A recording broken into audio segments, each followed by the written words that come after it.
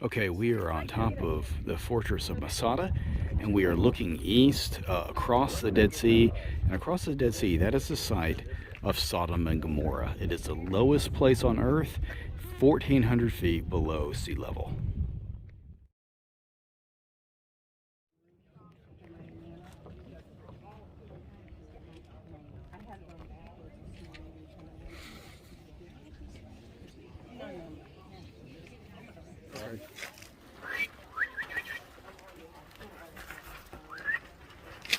Yeah. I got it. Yeah, I got it on video. There he is. Oh, here they come. Oh, here they come. Get me in it too, okay? All right. Make sure that you get me. Here you go. Uh, You get it? I did. That's I did. right. Hold it, hold it. Yep. I'll get you one too. No, this is a video now. I got you one.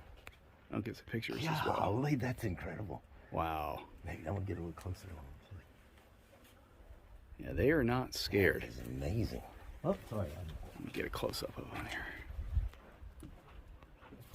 Wow.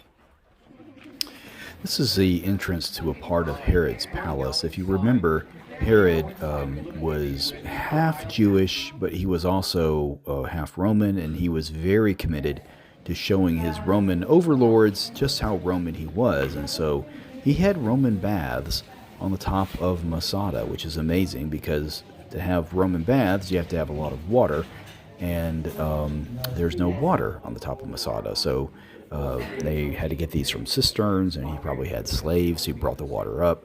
But this is some of the parts of his palace. Steam was circulating along the walls as well, and those are recreated pipes there. Here's another view of the wilderness of En-Gedi. The mountains over there would have been where David hid from Saul. Remember the cave of En-Gedi? When David cut off the hem of Paul's robe, of Saul's robe.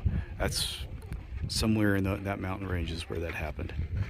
And out there you can see the Dead Sea. Well, hopefully you can see the Dead Sea. Here's a recreation of what Herod's palace would have looked like. There's the main complex.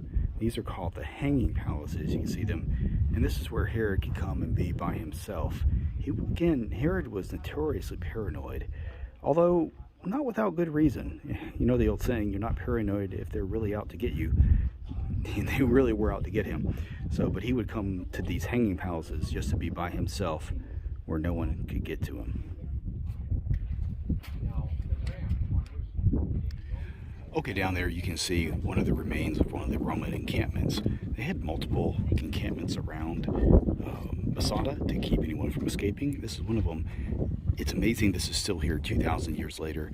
It's because this area is so remote, it has not been messed with by anyone. No one will want to come out here. But there's you can see the earthworks that they built up to defend their camp. And yeah, there's multiple of these. You can see them dotted around Masada. Also, I'm going to look over here. We'll be closer to this later. Over there, you see that slope coming up?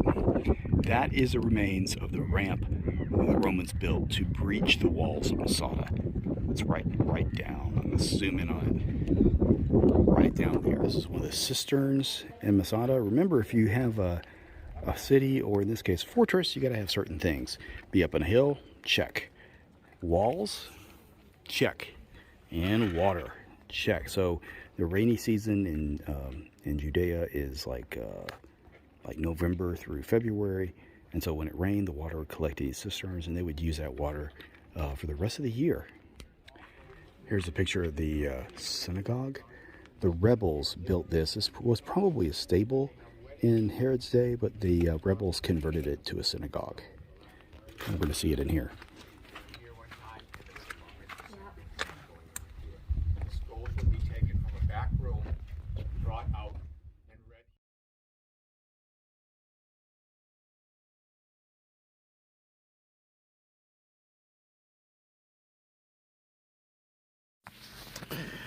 Here's some images of the dove cotes, and these are places where they would raise doves. Of course, they would use them for food, they would use the eggs, and they would use the droppings for fertilizer, because they actually grew crops up here.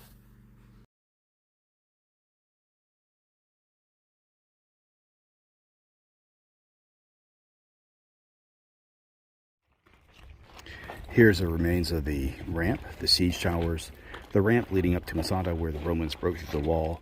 It's eroded, obviously, a good bit over time. They actually used Jewish slaves to build the ramp, the earthworks, to get up here.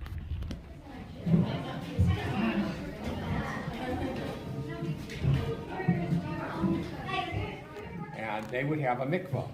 It's for family purification. Individual men go separately, women go separately for all kinds of reasons. It's a renewal. Just as Christian baptism is a renewal of a different reason.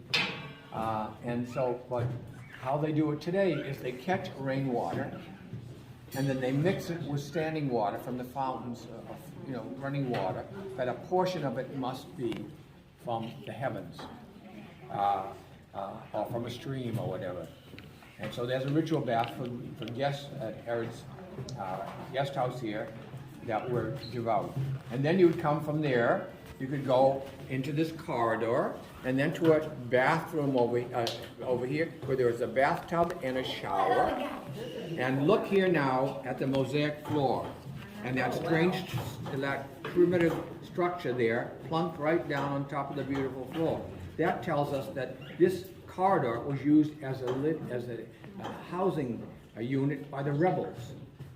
They divided up the palaces to live in. So this was a room, this is where they slept and ate and prayed here.